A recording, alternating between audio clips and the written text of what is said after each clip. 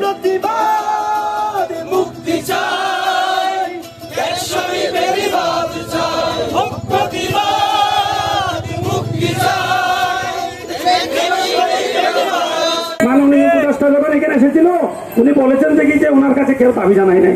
তখন আমি ফেসবুকে একটা লিখিত দিয়েছি যে আপনার কাছে দাবি কুতুবদিয়াবাসী করবে না, আপনি দয়া করে অনাপত্তিপত্র দেন, সেটা আমরা বসাবো এখানে। আমরা 20 টাকা করে ফেরি দিয়ে 20 টাকা করে আমরা চলাচল করবো। আপনার দরকার নাই, আপনার মতো যোগ্য উপদেষ্টা আমাদের দরকার নাই। কারণ 16 কোটি টাকা বড়গুমের জন্য বরাদ্দ হয়েছে, সেটি করার জন্য আপনারা অনাপত্তিপত্র দেন নাই। 10 কোটি টাকা বরাদ্দ হয়েছে জটিল কাঠের জন্য, আপনারা করতে পারেন নাই। 2017 সালে 46 কোটি টাকা অনুমোদন হয়েছে একদিকে, এখনো পর্যন্ত সেটি করতে পারেন নাই। আর আপনি বলেন যে আপনার কাছে পৌঁছাবে। আমি সুতরাং বলছি, আমি বড়গুমের চেয়ারম্যান সাবেক হিসেবে বলছি, আপনার কাছে পৌঁছাতে হবে না। আপনার যদি থাকে আপনি ফাইল দেখেন, ওইখানে কয়টা বরখাস্ত আছে, উপজেলা পরিষদের কি রিজলিউশন আছে। এরপর বিএনপি সরকার ছিল, শেখ হাসিনার সরকার ছিল, অনেক নেতা ছিল, আমাদের নেতৃবৃন্দরা কিন্তু নেতৃত্ব দিয়ে যাচ্ছেন। কিন্তু জাতীয় সমস্যা হিসাবে সংসদীয়ভাবে কেউ আমাদের এটার সংশোধন করতে পারেন নাই, উত্থাপন করতে পারেনি।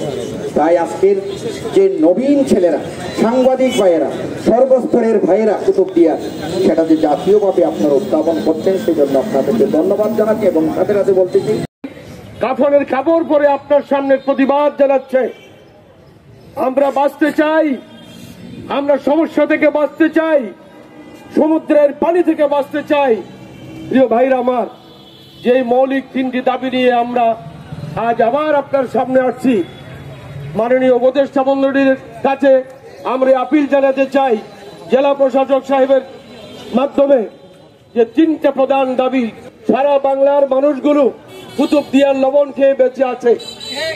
1 শিল্প বাণিজ্য লবণ, 2 নম্বর মাছ, 3 নম্বর হলো হিউম্যান শক্তি, মানব সম্পদ। বাংলাদেশের এমন কোন শিক্ষা প্রতিষ্ঠান আপনি পাবেন না যেখানে কুতুবদিয়ার শিক্ষক, প্রফেসর, ইঞ্জিনিয়ার, ব্যারিস্টার নাই।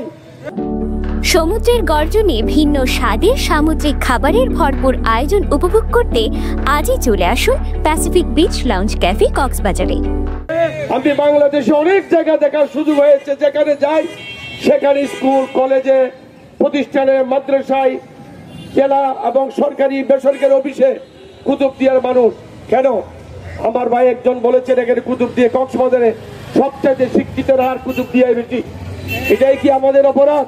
যে বেড়িবাঁধ আমাদেরকে রক্ষা করবে এবং আমাদের উপকূলীয় চারপাশে প্যারাবন, যে প্যারাবন যদি 1991 সালে থাকতো তাহলে ওইরকম ক্ষয়ক্ষতি হয়তো হতো না। এখন প্যারাবন আছে, সেই প্যারাবন কিন্তু রাঘব বলরা, ভূমিদস্যুরা, দখলবাজরা কিন্তু শেষ করে দিচ্ছে দিনের পর দিন। আর সুপার ডাক বেড়িবাঁধের স্বপ্ন দেখিয়ে আমাদেরকে রাত্রে ঘুম পাড়িয়ে সকালে উঠে আমরা দেখি আমাদের ঘরের ভিতরে পানি ঢুকে গেছে।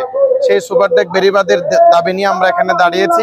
আজকে এই জায়গা থেকেই অন্তর্বর্তীকালীন সরকারের প্রধান উপদেষ্টা, যিনি একজন জলবায়ু কর্মী, জলবায়ু উদ্বাস্তুদের মনের কষ্ট উনি বুঝেন এবং জানেন, ওনার কাছে আমি মহেশখালী কুতুবদিয়া সংসদীয় আসনের একজন তরুণ হিসেবে আহ্বান করছি, অনতি বিলম্বে টেকসই বেড়িবাঁধ আমাদেরকে দিতে হবে। এটি আমাদের ভিক্ষা নয়, এটি কোনো দান নয়, এটি আমাদের নাগরিকদের অধিকার। পাশাপাশি কুতুবদিয়া পারাবারের জন্য শুধু সি ট্রাক নয়, সেখানে খনন করার কোনো প্রয়োজন নেই, নদীও ভরাট হয় না, ফেরি দেওয়ার যৌক্তিক দাবি রয়েছে। এটি আগামী 2 সপ্তাহের মধ্যে ফেরি সেখানে আনতে হবে এবং আগামী 15 দিনের মধ্যেই বেড়িবাঁধ সংস্কার করতে হবে এবং সামনে টেকসই বেড়িবাঁধের জন্য প্রকল্প বাস্তবায়ন করার জন্য সরকারের পরিকল্পনা, সবাই সেই পরিকল্পনা নিতে হবে।